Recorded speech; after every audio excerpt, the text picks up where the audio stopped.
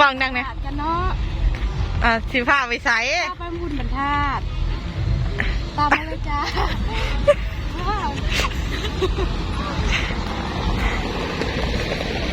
ว่าแค่นั้นเหรอเอ้ากับข้าว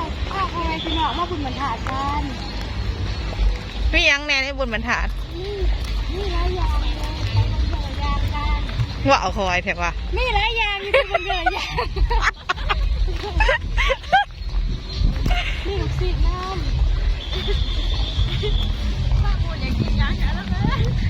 มาบุญอยากกินยังมาบุญอยากกินเบียร์ซื้อกินเองเด้อกูบ่มีเงินเด้อ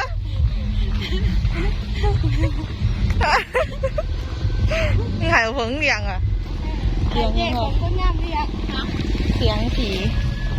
นี่ปิงไก่มาของผีเฮ้ย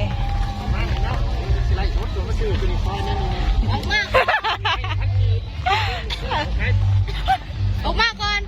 เด็กก็มีห้องน่ะเจ้าคือหัว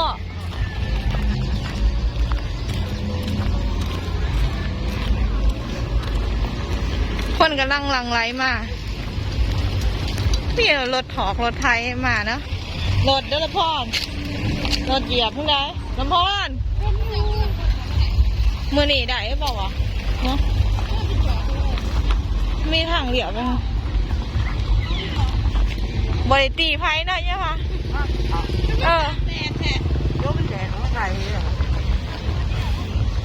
ไม่ให้เลย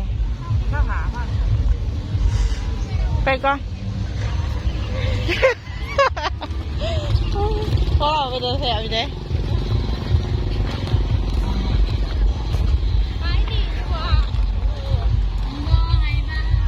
บริตีไพ่ก็ว่าดีกว่าไหนชื่อวะ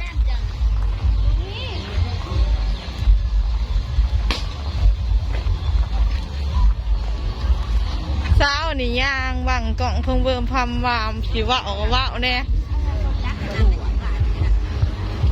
เดี๋ยวไปกันดูว่ากูสิมาอ่างปะฉันไม่ใช่เธอทำลำพอดาวอีกแล้ว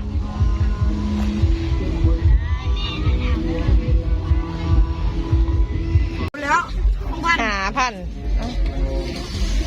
ทอนอยู่บ่หยอกเจ้าจืดดอกเราเป็นจิ๋วนี่ลำวงอันนี้นมละนมผู้ไทยเดี๋ยวให้พาเขาไปเบิ่งข้างในทางนั้นเนาะเขาจะสิ่งนี้แบบว่าจัดแบบเฮือนโบห้านนะพี่เนาะจับอะไรแลนแล้วพอแลนแล้วบอลน้ำพึ่งเหรอหาเงินก่อนให้แลนจะไปทานล่ะใส่กันหน่อยนะเซได้เซไปเซมามีเงินโทษใน10,000ได้ไหมเนี่ยโอ้ยรถแล้วยังสิอยากได้10,000ห่วยเจอของแท้โดยขอบใจได้ย้อนคืออะไรไข่ก็เอาลิย้อนขนาดของขวามีพญานาคเลยไห่มันกินน้ำเนื้อโอ้เ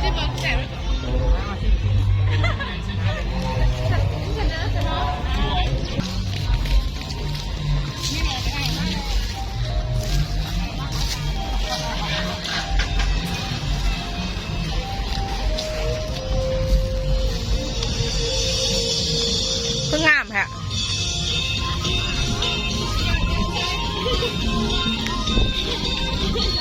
เดี๋ยวจะมึงขาวๆจักไปถามใช่ป่ะใช่ป่ะเดี๋ยวกูขอไปคนเดียวได้ค่ะคุณ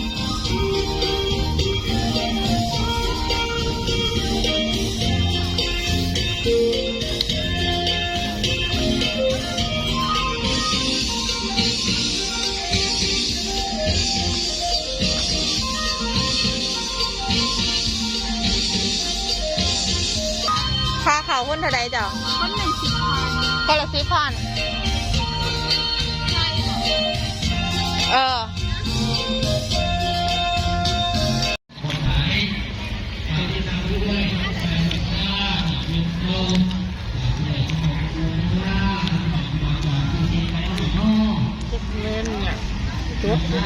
อีละมอ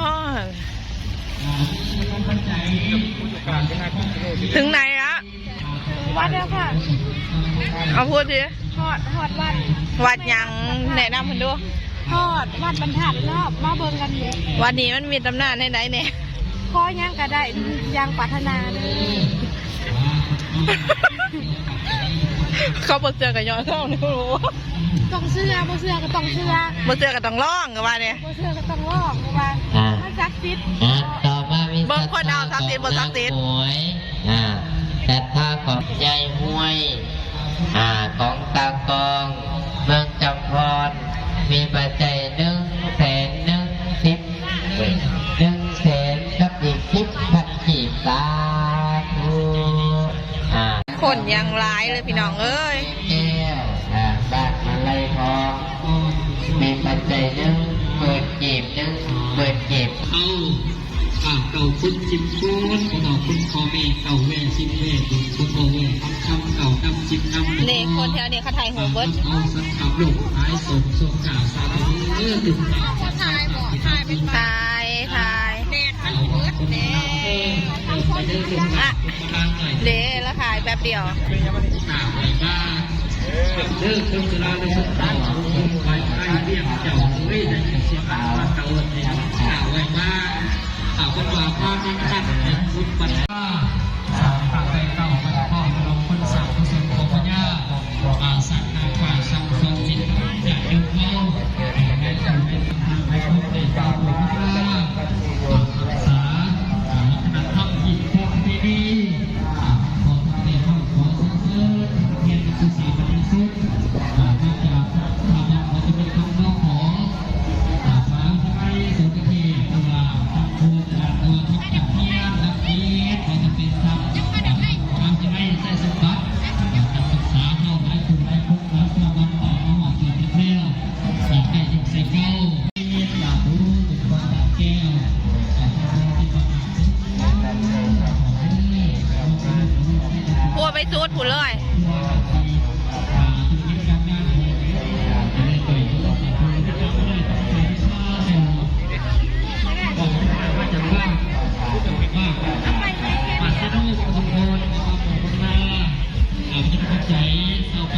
เอาเพิ่นมาซีมันอ๋อโบมา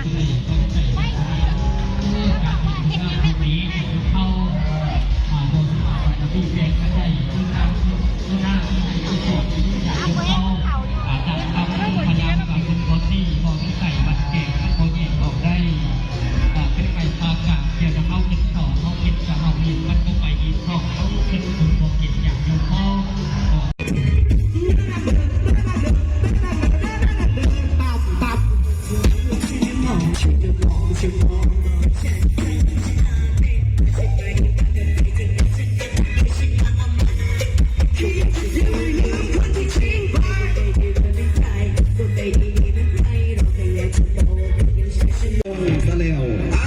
ต้องเบาเป็นทางการขนาดเลยมาดิเอาเซิร์นสวดทีมงาน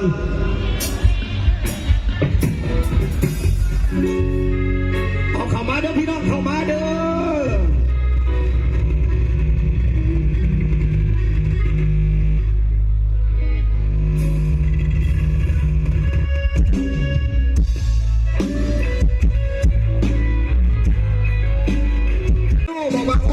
ไปเด้อขอส่งเด้อขอเพลงเสียวน้อยแน่มาสักเสียวน้อยดอดี้เพื่อนกันเพื่อสะพองเป่าตูดทั้งเซโน่เดินขอเพลงกันบ้างเอาจะน้อยจันให้กันแล้วกันเด้ออย่าลืมกดไลค์กดแชร์เป็นกำลังใจให้กับทีมงานเนี่ยดาวทักทายสบายดีตอนนี้กำลังเข้ามาแล้ว30,000 กว่าใกล้สิฮอดแสน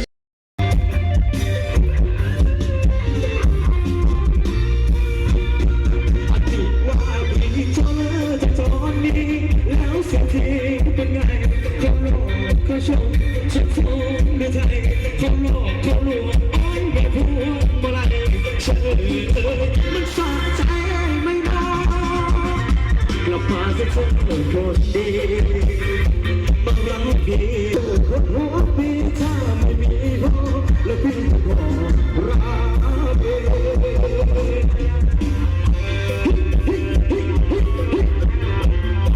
อบใจหลายเด้อสำหรับกำลังใจ